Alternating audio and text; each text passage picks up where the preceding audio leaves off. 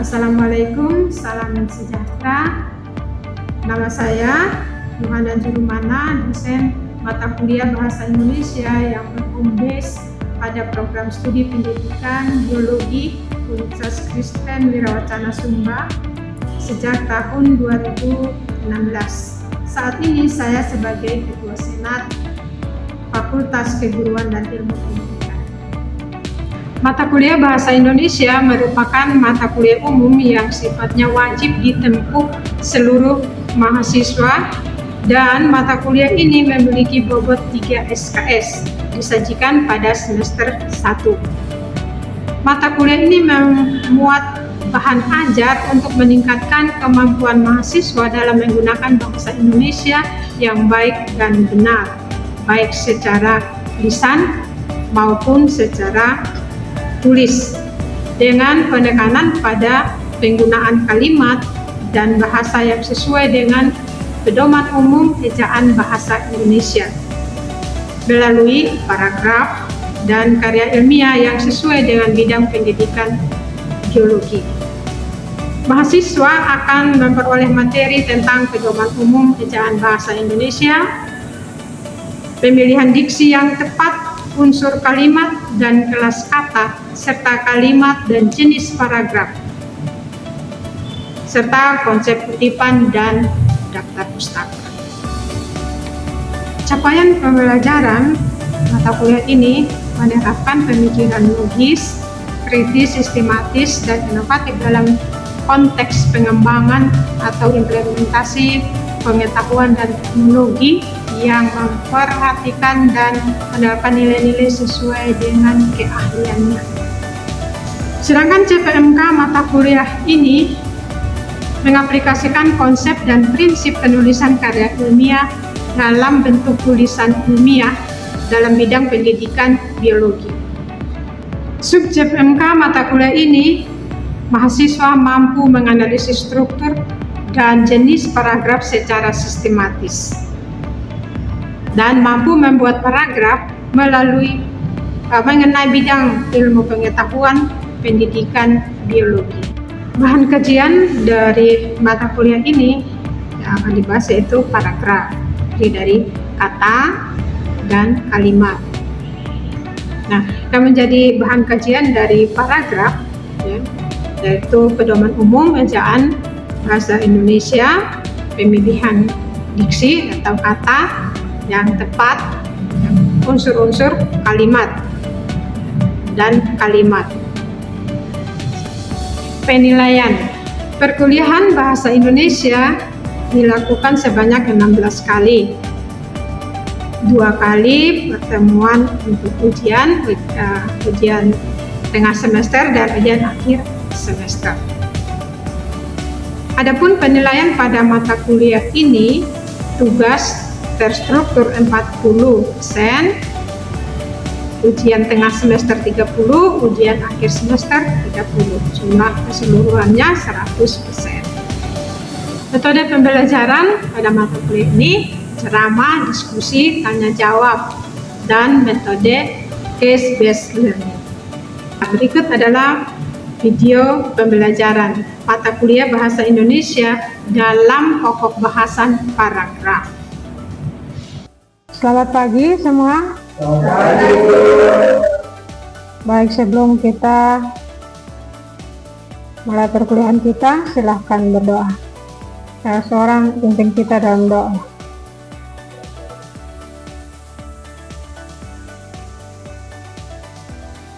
Amin. Baik, saat ini kita akan membahas tentang paragraf. Ada yang tahu paragraf itu apa? Silakan. Paragraf itu adalah gabungan beberapa kalimat yang saling berkaitan dan membentuk satu kesatuan gagasan atau ide utama. Baik. Sebelum saya lanjut, ada yang tidak hadir? Semua hadir, Bu. Oke. Baik, ya. Jadi temanmu sudah menyatakan bahwa paragraf itu adalah satuan bentuk bahasa yang biasanya berupa gabungan beberapa kalimat. ya. Jadi di dalam paragraf itu ada kesatuan dan kepaduan merupakan hal yang penting dalam pembentukan suatu paragraf. Jadi kalimatnya itu harus padu, ya. Nah, paragraf akan menjadi padu dan utuh apabila membicarakan satu gagasan saja, ya, atau gagasan tunggal dalam kalimat, ya, yang berkaitan mengandung gagasan tunggal dari alinea. Nah, yang perlu diingat, ya, yang perlu diingat di dalam paragraf itu harus membicarakan satu ide pokok saja, ya, hanya membicarakan satu ide pokok saja. Nah, juga di dalam paragraf itu harus padu, ya, aliran kalimatnya itu berjalan mulus, lancar, ya, serta logis, ya. Cara repetisi, jasa kata ganti dan kata sambung, ya, dalam frasa untuk menghubungkan, ya, atau memadukan paragraf. Itu kita membutuhkan jasa repetisi, kata ganti dan kata sambung. Nah, yang perlu diingat, secara visual paragraf atau alinea ditandai oleh dua hal, ya. Yang pertama, baris pertama ditulis atau diketik menjorok ke dalam sebanyak 5 ketukan dari margin kiri. Yang kedua, selalu diawali baris baru, ya. Nah, paragraf merupakan bagian dari bab, ya, dalam suatu karangan atau wacana, ya. Biasanya mengandung satu ide pokok dan penulisannya diawali dengan garis baru. Nah, ide pokok paragraf harus dikemas dalam sebuah kalimat yang disebut kalimat utama atau topik sentence, ya.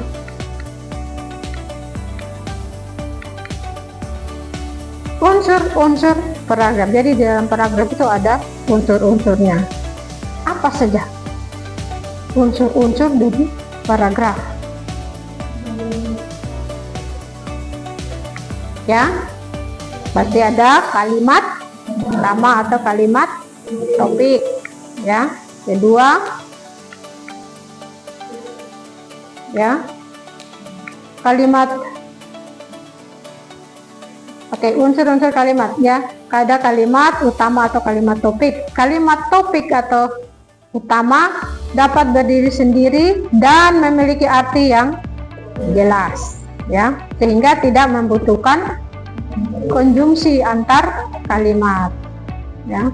Kalimat utama biasanya, ya, berada di awal paragraf. Kalau kalimat utamanya berada di awal paragraf, paragraf itu bentuknya deduktif. Kalau ada di akhir, induktif, ya. Nah, kalimat utama berisi permasalahan yang dapat dikembangkan secara rinci. Nah, oleh karena itu kalimat utama berupa pernyataan yang bersifat umum, ya, dan bisa dikembangkan. Yang kedua, kalimat penjelas atau pendukung. Kalimat penjelas merupakan pendukung gagasan pokok atau kalimat utama, ya. Kalimat penjelas itu mendeskripsikan atau menjelaskan topik, ya, memerlukan kata penghubung. Bahkan misalnya, contohnya apalagi? Oleh karena itu, bahkan dengan demikian, ya. Dengan demikian, ya, untuk tercapainya koherensi atau keterkaitan antar kalimat, kita membutuhkan ini kata penghubung. Nah, kalimat penjelas merupakan kalimat yang tidak dapat berdiri sendiri, karena tugasnya untuk menjelaskan kalimat utama, ya. Nah, yang perlu diingat ini, unsur lahiriah paragraf itu berupa kalimat, frasa, kata, ya. Dan punktuasi itu yang perlu diingat, ya.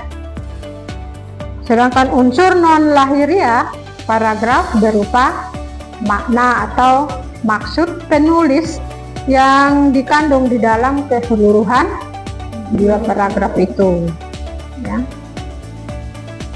Nah, selanjutnya secara lahiriah paragraf itu tersusun dari 1. Kalimat topik,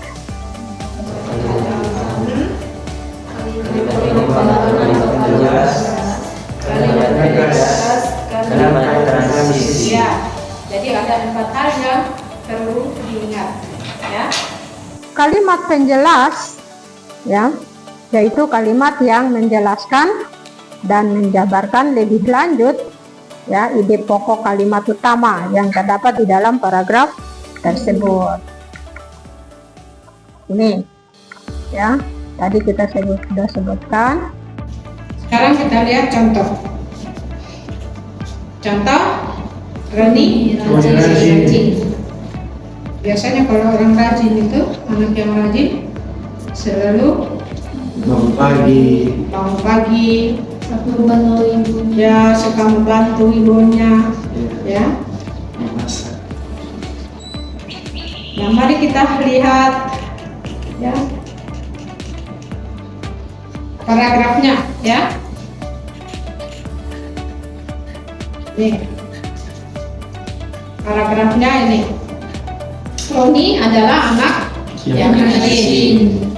Roni selalu bangun pagi setiap harinya. Biasanya ia sering membantu ibunya memasak sebelum berangkat ke kampus. Bahkan terkadang dia ikut berjualan di warung ibunya saat ada jam kosong di kampus. Itulah yang membuat Roni dikenal sebagai yang baik. Nah, sekarang kita tentukan kalimat topiknya apa? Roni adalah anak yang rajin. Ya.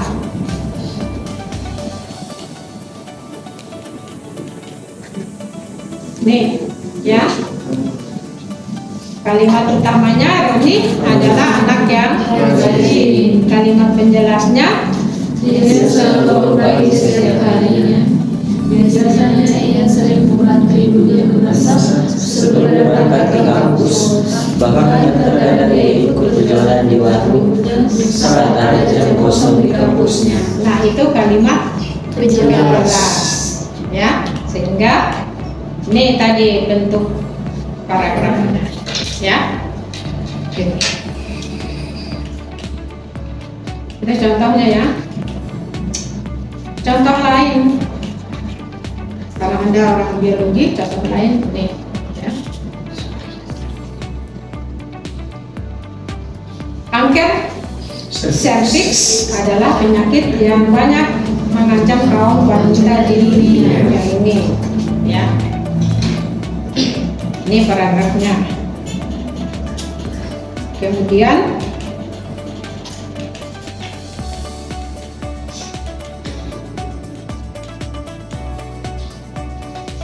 nah, ya, kalimat utama dari paragraf tersebut adalah kanker serviks adalah penyakit yang banyak mengancam kaum wanita di dunia.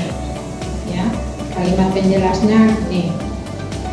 Ya, jadi menjelaskan tentang kanker, ya. Berupa yang pertama, kalimat penjelas yang pertama, beberapa kasus kanker serviks terjadi pada kaum wanita usia produktif. Ya. Selanjutnya jumlah kasus kanker serviks itu 12%, yang menyebabkan tingginya angka ya penularan seks ya yang menjangkiti kaum wanita. Selain itu, faktor kurangnya sosialisasi kepada masyarakat sangat minim. Ya, kurangnya sosialisasi masyarakat ya, sosialisasi kepada masyarakat sehingga ini kanker ya, kanker serviks itu sampai 12%. Ya. Nah, posisi kalimat topik ya. Ini menjadikan pokok permasalahan terlebih dahulu ya, lalu menyusun uraian. Kemudian induktif. Tadi kita sudah ya, kita sudah tahu, kita sudah bahas ya bentuk-bentuk paragraf. Jika kalimat topiknya berada di awal itu deduktif, jika di akhir induktif ya. Jika berada di awal dan di akhir ya aduktif ya.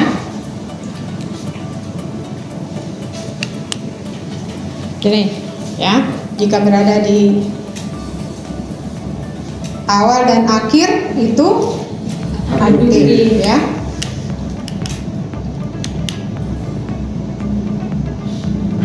Pola kalimat utama deduktif tadi ya, ini contoh ya. Jadi contoh kalau pola kalimat utama deduktif. Kalau induktif berada di akhir ya. Ini contoh ya. Kalau yang abduktif ya, abduktif ya, berada di awal dan di akhir ya. Ini contoh. Nah, teknik pemaparan paragraf ya. Kalau paragraf deskriptif ya, paragraf deskripsi itu adalah paragraf yang menggambarkan sesuatu objek ya secara terinci atau mendetail sehingga nampak seolah-olah pembicara itu melihat langsung kejadiannya ya, atau mendengarkan langsung ya.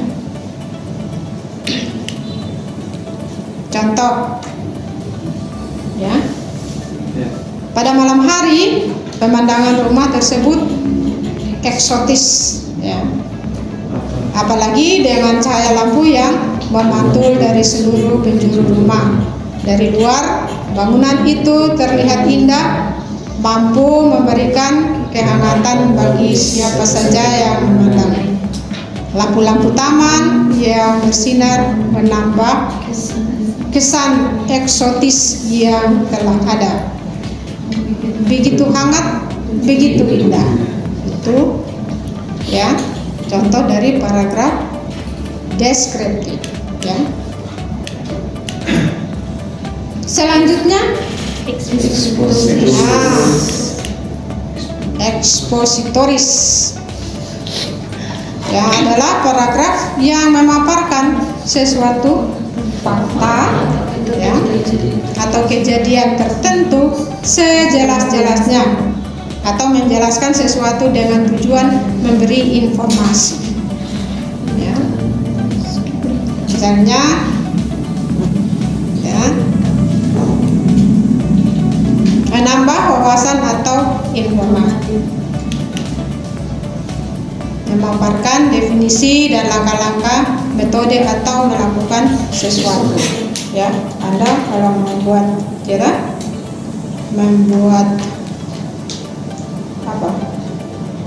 laporan kalau Anda sudah di laboratorium, toh ketika Anda melakukan kegiatan di laboratorium, Anda harus membuat laporan.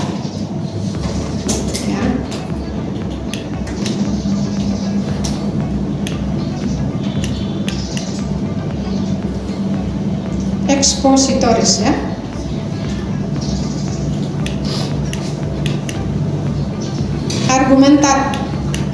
argumentatif persuasif. Tujuannya membujuk dan meyakinkan pembaca. Jadi Anda kalau menulis membujuk dan meyakinkan pembaca, kira-kira ini untuk apa? Kalau yang sifatnya membujuk atau menjelaskan, membujuk, ciri-cirinya ini menjelaskan sesuatu pendapat agar pembaca yakin, memerlukan fakta untuk membuktikan pendapat, bisa berupa gambar atau grafik. Anda kalau melakukan kegiatan, Anda merekam, ini. Menggali sumber ide dari pengamatan, pengalaman dan penelitian. Anda kalau membuat skripsi, membuat apa lagi yang harus contoh, Anda harus menjelaskan sampah itu bagaimana, sampah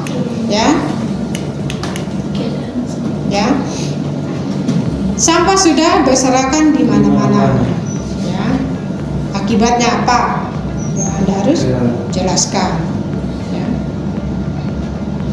Oleh karena itu, marilah kita membersihkan sampah,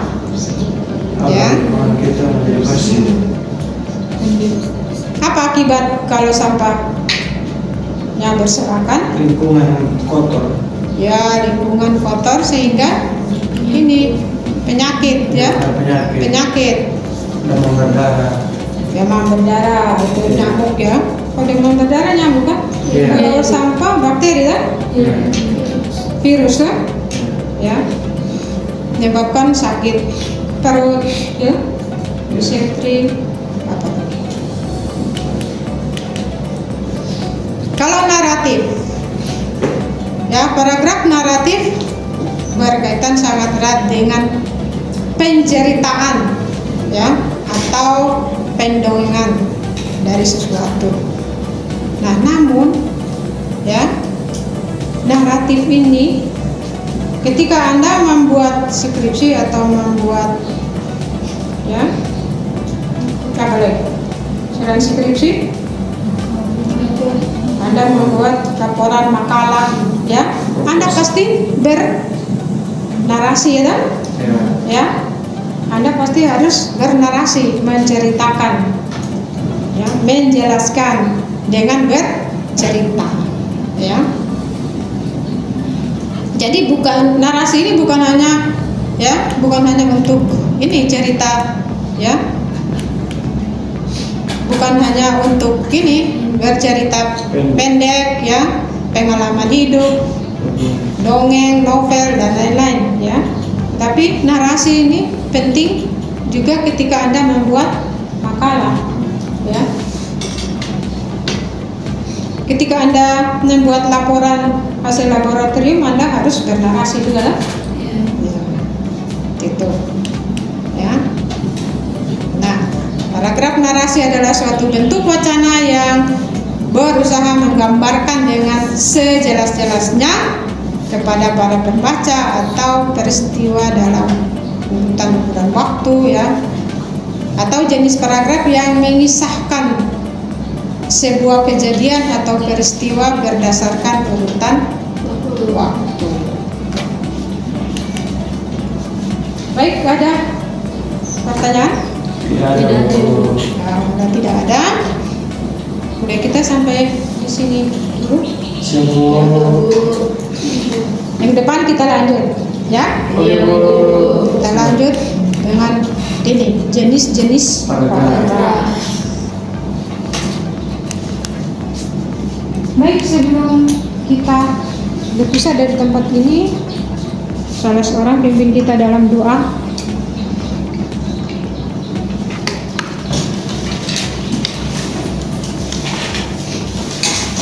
Baik Ibu Rosen dan teman-teman, kami sudah menyelesaikan pembelajaran pengajaran kita. Oleh sebab itu mari kita berdoa.